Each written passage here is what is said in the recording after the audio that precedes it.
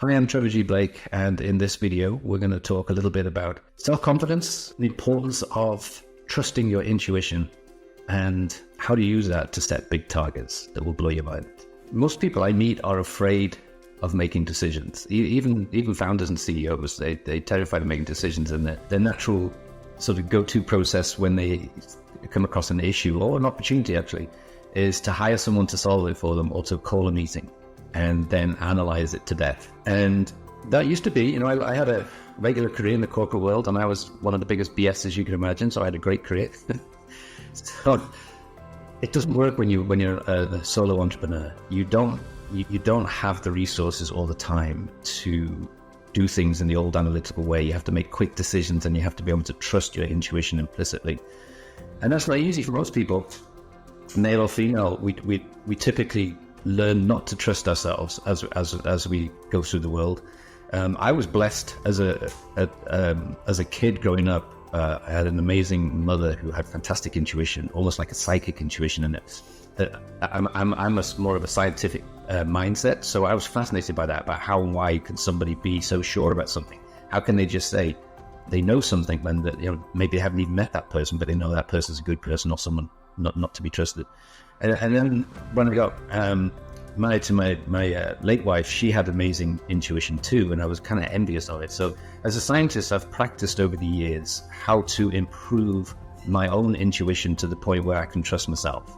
And a little voice in my head often says to me, tell Trevor to trust himself. It's not straightforward, it's not easy. So I've developed some tools and techniques at trevorgblake.com that allow us to understand that the whole of the universe is energy, and that we can connect to that energy in such a way that we can draw to us information that otherwise we separate ourselves from by not playing with energy in that way. And when we draw that information to us, it allows us to trust ourselves more, to go more intuitively in making a decision. And I've discovered there's a feeling of calm. So if I'm faced with something that gets me all excited, I know I'm not using my intuition. And if I face something that gets me all fearful and full of self-doubt, I know I'm not using my intuition. But when I'm faced with something, and even though it might be crazy and previously overwhelming, but I feel perfectly calm in the situation, I know that I'm in touch with my intuition. And so I can make a decision and move forward quickly. And that's essential today because companies are not just smaller. There's most companies now are like me, like a one-man band, and there's no one to blame and no one to rely on. It's just down to me. Right? So I have to have strong intuition, and so the tools and techniques I've got, which allow us to learn how to connect with energy in a different way, deepen our ability to say, okay, I'm going to go left now. Everyone says go right, but I'm going left. Or everyone says it should be blue, but I'm going to make it green. It's that type of thing. Even though it's crazy and it goes against the common thinking, if it feels calm to me, I know it's a good decision for me. One of my passion projects is neuroplasticity, so how we can rewire our brains, and understanding now that our brains are not fixed. The old way of thinking was that we have 100 billion neurons and they slowly diminish over time. And we now know that we can make new neurons all the time, and therefore new neural pathways. My older neural pathways were very much based on analysis. I've been complimented many times in my life that I'm an analytical person, and it was well meant. And I realized that actually isn't helping me at all, being so analytical. It's almost like paralysis by analysis was what my life was like. So I had to find a smarter way of being able to respond to market conditions quickly. So in doing that, I developed some tools that allow me to expand my intuitive connection. If I was to ask most people, where do they think that the sort of the engine room of the human body would be, they go to the brain, right? They say it's the brain. But actually the heart sends more messages to the brain than the brain sends in the other direction. And the solar plexus sends more messages to the heart and the brain than the heart and the brain together send to the solar plexus. So we have this kind of what I call a torso. So it's kind of this, I imagine it, and I visualize it as like a saber, or something out of Star Wars or something. And so this torso one that vibrates. And when we learn to focus on this torso one, then we get a feeling for when it's strong and when it's not strong. When it's strong, we feel pretty good. We feel calm. And when we feel calm, we increase oxytocin levels in our body and dopamine levels in our body, and we feel better and calm. We feel happier and calm. It just feels right. It's like a knowing. I call it the different degrees of desire. When we desire something, our life might get a little better, but it'll be random. When we believe something, it probably will get even better, but still pretty random. But when we know something, we get exactly what we know. And so it's getting to that sense of knowing. And when we get to a sense of knowing, where we just know, then we feel really calm about it. And that's because this connection between the brain, the heart, and the solar plexus is working together, and we haven't disconnected it. A lot of people who I used to be this type of person who analyzed all the time. I was just using my brain, and I cut myself off from my heart and cut myself off from my solar plexus, and that wasn't helping me. And so I learned this through neuroplasticity, that I have to get this all aligned, the torso one aligned. And I do this at trevorgblake.com. So I've got tools and techniques that allow people to think about their connection to the universe in a different way, instead of a thinking connection. We're not thinking beings that feel. We're feeling beings that think. And so the tools and techniques are really very, very simple, but they're the opposite of what people typically would expect. Because people would expect, okay, I've got to do something now to get intuition. And it's the opposite. No, you have to be to get intuition. You have to start doing. So they're typically, we place such great value on things that are complicated and ignore stuff that's so simple. So for me, when I need an intuitive answer to a solution, I don't sit at my laptop and try and figure it out. I'll go for a walk. Simple as that. Or I'll sit quietly in a corner of a room for 20 minutes and just be. And most people have had that shower moment, when in the shower you suddenly have a brilliant idea and you think, why didn't I think of that yesterday? Why haven't I thought of this before? And it's because you're not doing. You're thinking. You've stopped thinking. You're being. So I've learned to shut up, basically. I've learned to put Trevor Blake, the ego who thinks he can conquer every problem that's ever existed, put that aside for a few minutes. Just go get some fresh air. I'd go stand on the patio, or I'll go walk in the woods or something like that, or stare at a beautiful view, and then allow the quiet part of the brain that had the answer all along just to come forward. And then, so that, this is not my idea. This is neuroanatomy. This is all known by neurologists and neuroanatomists and everything, but they're not typically business people, so it doesn't come out of the world of medicine. But because I'm a physicist by education, I'm fascinated by the how and why of things. So I've introduced this to my life in the last few decades, really, where if you have a problem, go quiet. Don't go at it. So that let the problem sit, go away, and you'll have a moment of insight. And there's that beautiful phrase, a moment of insight is worth a lifetime of experience. It's a great phrase because, otherwise you're going to have that experience before you figure it out. But if you can have a moment of insight, it's already there. Scheduling and being disciplined to switch off, to deliberately switch off.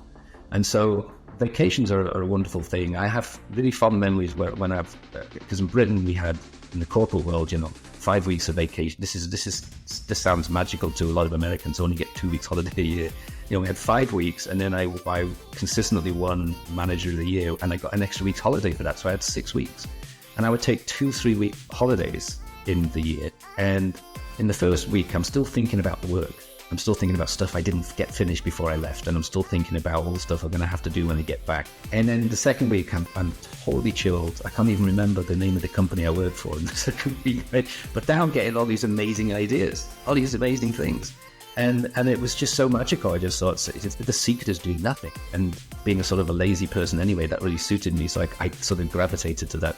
And then I always remember the third week, I had to kind of remind myself what products we had at the company and what I was supposed to say about them and do about them. So I always remember on the plane back, going back home, I'd take some of my work stuff with me to remind me what it was that I did for a living on the way back. But when I got back, I was really productive, and people would say, oh, you really needed that rest, you needed that holiday. But it wasn't. It was that middle magic, that middle week where I was just completely in the state of being instead of doing, where I just came up with all these incredible ideas. So I've introduced that as an entrepreneur today, as a solo entrepreneur. I introduced that in my daily schedule. So at trevorgblake.com, there's a free download called Practical Magic of the 5-Hour Workday. And it's not about just being awake for 5 hours and then sitting in a hammock. It's about scheduling the day into productive analytical periods, we'll call them that, and non-productive being periods where the magic happens. So for me, the key as an entrepreneur is to schedule with incredible discipline and with equal dedication the production periods, as I call them, productive periods, and the being periods, and make sure that the being periods are treated with the same dedication as the production period. Because it's very easy, especially when you work on your own, to work 2 hours and get into what we kid ourselves as the zone. but our brains can't concentrate for more than 2 hours. That's a scientific fact. We get diminishing returns after that. So when it's 11 o'clock, I'm up and gone. I'm out on a typical work day. And then what am I doing when I'm out? Well, I'll go for a walk for an hour. I'll have a 2-hour lunch with my wife, and we chat and create magic in our minds and use our imaginations. And then I go back to work between 2 and 4. Self-confidence and a tendency to set targets was what differentiated them. And they go together, because it's hard to set a target unless you're confident. But confidence isn't something that we're all born with. It's something that you can... I have tools and techniques in trevorgblake.com that help us get a degree of confidence. And the way we get the degree of confidence is by learning how things work. So then we don't have to believe anymore. The stress of having to believe is taken away. So when we understand everything in the universe is made of these fermions and bosons, jiggling strings of energy, as people like to call it, and that we are too. And then we develop tools and techniques that allow us to play with that in a different way. And then we see the results of that. And what we used to think of as miracles showing up, and now we say, wow, I did that.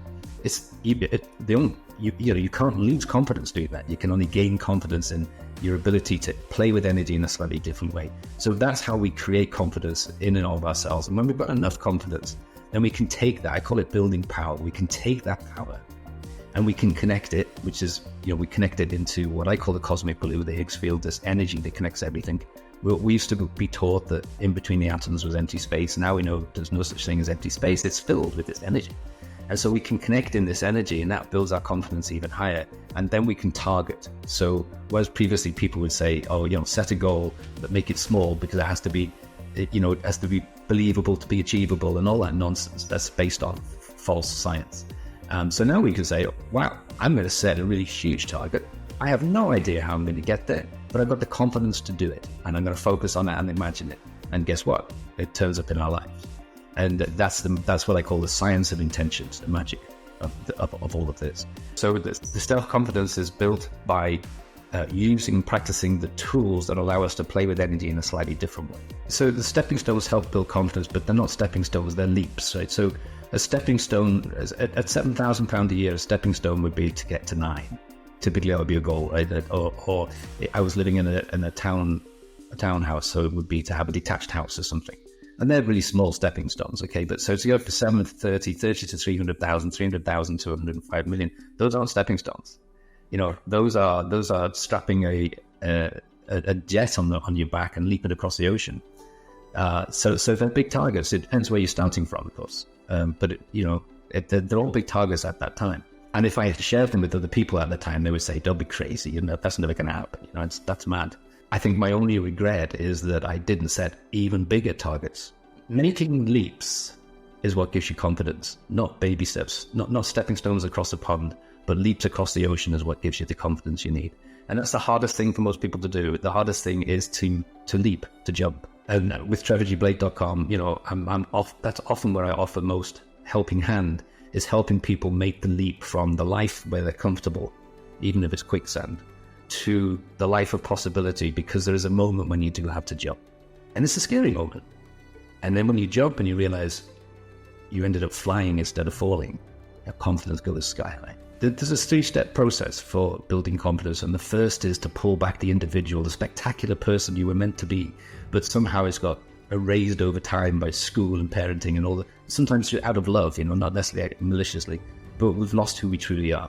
And so mentality control is essential. And I write about that in 3 simple steps. It's so essential to control our words, our thoughts and our words, so that they emanate in a way that's going to be beneficial to us rather than harm us. We're very good at self-harming as humans by the way we speak and the way we think. So that's the number 1 thing. And then number 2 is to stop doing and go to being, because that's where the magic happens. And when you get a magic idea, it fills you full of confidence.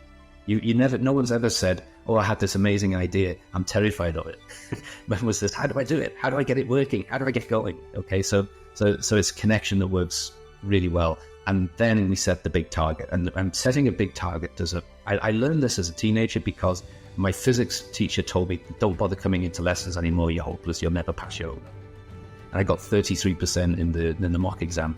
And then I wanted to be an officer in the Royal Navy, and they said, "Oh, you need physics." So I thought, "Oh, I better do something about that." So I went to the library and I taught myself But I was so blind to what I was doing. I was reading university level physics and didn't realize I just spent everything on physics I possibly could. And then when I went back to school and I sat at the O level, it was like child's play. It was so easy. What had I been afraid of? What was I struggling with? I had no idea. But I realized, by taking really high level knowledge in, it made what I was struggling with before go away. My fear of it, perhaps, and made it like child's play. So I've done that through my life. So when we set a really big target, it makes all the things that we used to fear, like debt and or loneliness and struggle, like, they just go, it goes away because we're aiming so high. Even if we get half of it, it'll be brilliant. But we end up getting it all and more. So those are my 3 tips: is mentality control, add more being into life than doing, and set big targets. Thanks for listening or watching. I'm Trevor G. Blake, and I've been talking a little bit about setting big targets. I have a huge target for trevorgblake.com, and I need your help to get that message out there. That people need to hear this stuff instead of all the life coach nonsense that they're getting in their heads at this point in time. So please, whatever you have to do here, hit the subscribe button, press the bell, leave a comment. If you want to know more, contact me at trevorgblake.com, and please share this message far and wide, because this is based on fact and science, not on feel-good ideology.